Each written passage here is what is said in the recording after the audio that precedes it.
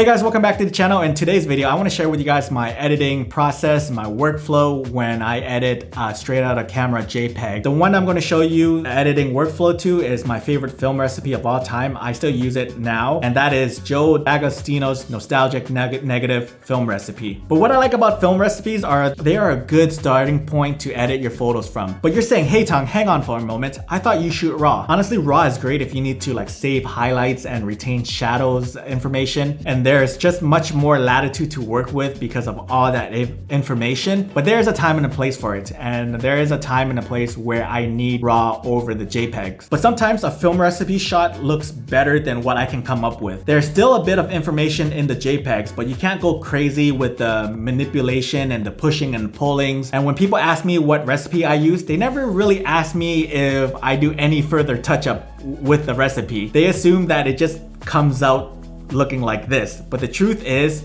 you need to work on the JPEGs a little bit more to get it looking like a banger. So why don't we go ahead and get started. I'm gonna share with you guys my workflow. We're gonna head into Lightroom, so why don't we do that right now. So here we are in Adobe Lightroom. So we're just gonna get started right away. I'm gonna use this image because I think this image is a perfect example of what I did. Now this is the before and this is the after. By just playing around with the settings and just editing from the JPEGs, this is what it gets. It looks freaking amazing. As you can see here, there is still some work to get this shot right here to look like this shot right here. So check out the before and after. The before looks great, and if you're happy with it, you don't need to go any further than just this right here. But I'm a big believer in being different, and I need to add my pizzazz and I need to add my flair into making this more my style, if you catch my drift. So that's why we're gonna do some more editing onto this. Now I'm gonna share with you guys my process. Again, it's still up to you as an artist to see how this suits your style, and hopefully by watching me share my process you can pick up a few little nuggets on the way and you can start implementing that into your photos. Like I was saying before, this image did feel a little bit cool to me, so what I wanted to do was add a little bit of warmth. Okay, so you can see these are all this is my workflow. So what I did was just add a little bit of warmth into the images. So this is before, and then warm it up to +6 maybe, just to give it that gold warmth. And then you're going to see the exposure parameters right here. I bumped the exposure to 0.20 because I wanted to give it a little bit more light onto the photo. And I find that the highlights were just a little bit too much, so I pulled it back to all the way on 100. You can see where this was before, and to me it just looks a little bit too bright, so I pulled it back to as much as I can and work from this, and this just looks really good in my opinion. It's already looking really good. So again, like I said, JPEGs still has a lot of information in it, although you can't push it fully. I'm surprised by how much information there are to it. Like if your image is clipped, there's no way of recovering it. If your highlight's blown or anything like that, there's no way of recovering it on JPEG. That's when you shoot in RAW. But for this type of scenario where it was at right here and pulling it back, that's pretty good. That's not bad in my opinion. And then what I did was just boost the shadows up to 11. This is what it looks like before. Just a little subtlety so that I can see more detail in the shadow area right here, right? And then again, I played with my black and white points.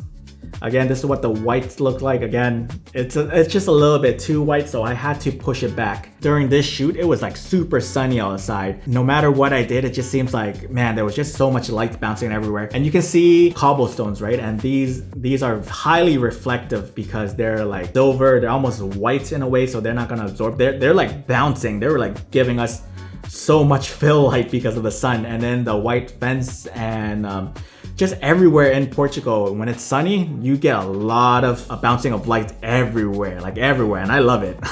This is just a new thing for me. I just love playing with the sun in this creative way. Again, just dialed back my blacks just to give it a little bit more contrast, okay? And then what I did was just add a little bit of texture. I boosted my texture a bit because I find that the image looked a bit washed out, so I added back the texture to get some detail back into the image. Don't overdo it because then it's gonna look like this, so never slide your sliders all the way to the right or all the way to the left. So everything has to be subtle. This is what it looks like before, and again, I find it looks fine, but I would just, this looks a little bit soft, so I'm just going to add a little bit of detail back in to just sharpen it up ever so slightly, guys. And then what I did was I boost my vibrance because I was going for this lifestyle portrait shoot where everything looks warm and inviting and airy, and I just find that the straight out of camera JPEGs alone wasn't enough for my taste, so I boosted the vibrance to 19. Look, I'll give you the before,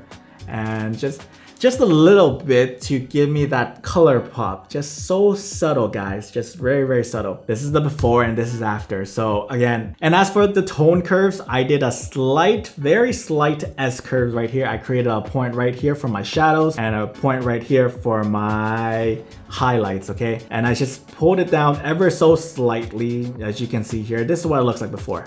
Boom. Do you see how flat it looks? There's like not much depth and dimension into it.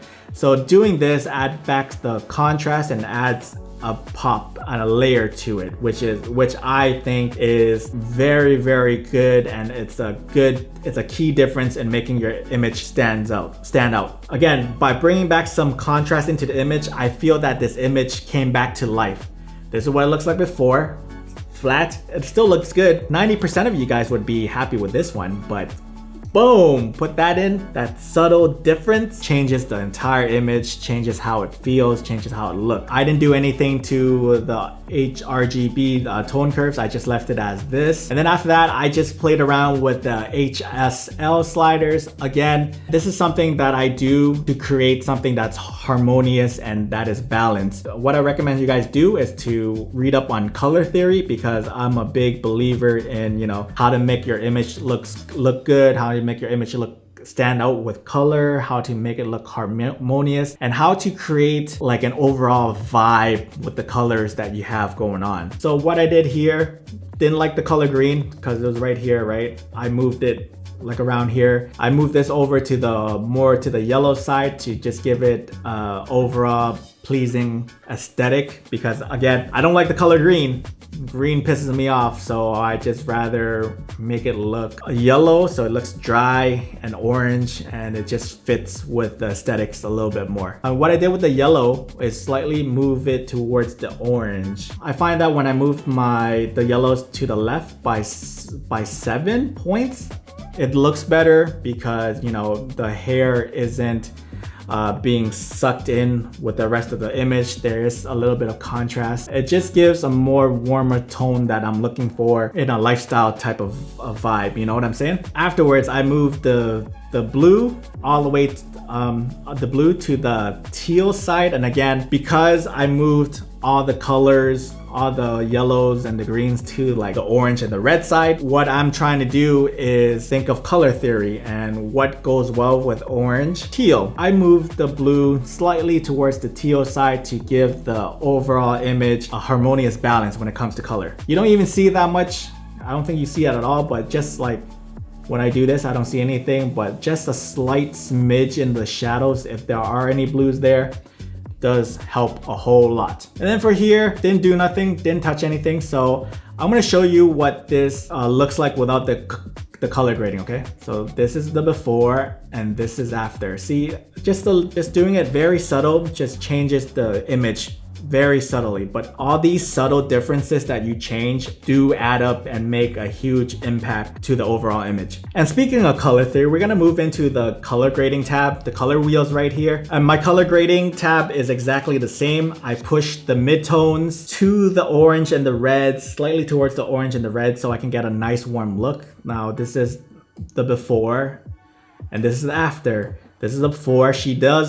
In this photo, she does look a little bit yellow and green, like very sickly, but this adds some warmth into her face. Let's turn this off and see what it looks like. And you see how the image starts to look a little bit flat right here? That's when we add in like all these slight colors into like the midtones, the shadows and the highlights. And then for my shadows and my highlights, I added a little bit of teal and cyan. This is to balance out the warm mid-tones out. Again, I'm working with complementary colors. This is what works well together. You can see the before and after to this color grading, and just notice how there is a red cast onto the image without the color grading. So in doing so, I was able to blend the colors together in order to remove some of that red cast out of the image and make the image look more cinematic and more film-like and more lifestyle-like just by adding that color grading in, which is freaking crazy. And after that, I bring it into Photoshop and I remove some of her stray hairs and do some dodging and burning to the model's face to add more dimension. And this is what the final product looks like right here. Boom. And you can see I don't really do much in Photoshop afterwards, aside from the retouching the model's skin. All the things that I've done in this edit were just small, subtle changes that compiled up, making this a great little edit. Let's take a look at the before and after, okay? Like, this is the before and this is the after. Like, the image looks warm, it sort of looks filmy, it sort of looks cinematic almost. I hope you guys learned that you guys can squeeze a little bit out of your film recipe JPEGs now to make it your own. And again, I'm a big believer in having your own style and having your own creativity. What we want to do is not accept the baseline, which is the straight out of camera film recipe JPEGs. What you want to do is add a little bit of your touch and add a little bit of your flair to change it completely and change it into your own style, like what I did here. All right, I hope you guys learned something today. So let me know what your thoughts. What do you guys think of it? And if you guys find this video helpful, do me a favor and subscribe to my channel. I got more Fujifilm and editing content coming your way, guys. And as always, my name is Tongue, and I'll see you in the next video. I love you.